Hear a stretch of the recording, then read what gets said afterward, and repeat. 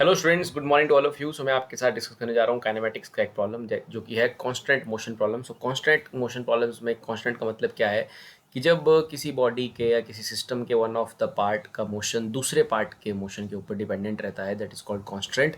So like यहाँ पर भी जैसे अगर आप ए एंड की वेलोसिटी को देखेंगे तो ए एंड के मोशन के ऊपर बी एंड का मोशन भी डिपेंडेंट रहेगा। So that is a case of a constant, that is called a constant. So यहाँ पर हमारे पास एक रॉड है जिसकी लेंथ एल है और वो एक वॉल के ऊपर है और फ्लोर के ऊपर है। लोअर एंड को आप पुल करते हो कांस्टेंट वेलोसिटी u के साथ and as a result of this obviously b जो है नीचे आएगा।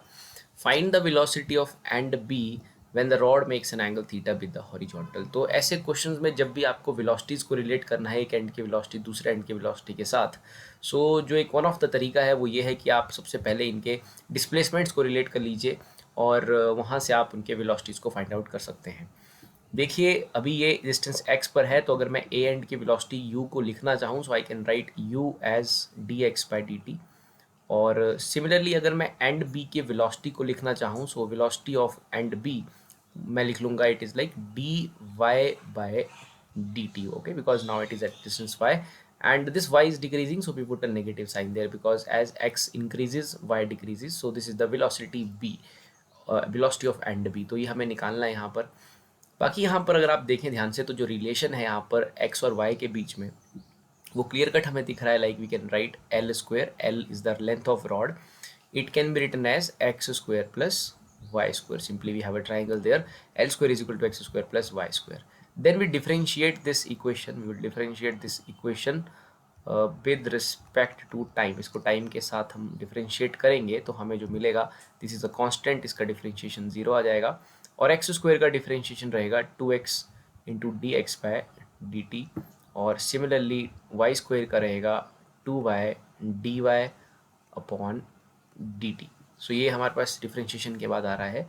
सो we can write it as minus 2x d x by d t and it is equal to 2y d y upon d t. तो जो 2 से 2 जो है students वो कैंसिल हो जाएगा और आपके पास जो रिलेशन बचेगा वो इस तरह से बचेगा, x माइनस एक्स और D x by d T आपने निकाला है ऊपर, उसको u दिया गया है नाम। u इज़ द वेलोसिटी जिससे आप एंड को पुल कर रहे हैं constant velocity, so it is written as x u and it is equal to y। और जो d y by d t है वो बेसिकली वेलोसिटी है एंड b का, so will express it as minus v b. D y d t can be written as minus v b. So ये minus से minus जो है वो cancel हो जाएंगे और अपने को वी बी चाहिए था, सो वी बी की वैल्यू आ जाएगी x u upon y. Okay, so यहाँ पर बेसिकली हमसे पूछा है when the rod makes an angle theta with the horizontal, ये वैल्यू हमसे पूछी गई है वेलोसिटी की। So we'll express this velocity in terms of that angle like x upon y. X upon y, x अगर आप ध्यान से देखते हैं तो this is base and perpendicular is y, so base upon perpendicular can be written as cot theta, so it is cot theta into u. So velocity of the end b is u cot theta. There is also another way जिसकी मदद से आप इस relation को solve कर सकते हैं। So but एक पहला जो तरीका है जिससे आप ऐसे सॉल्व करेंगे that is v b is equal to u cot theta. तो ये आपका आंसर है।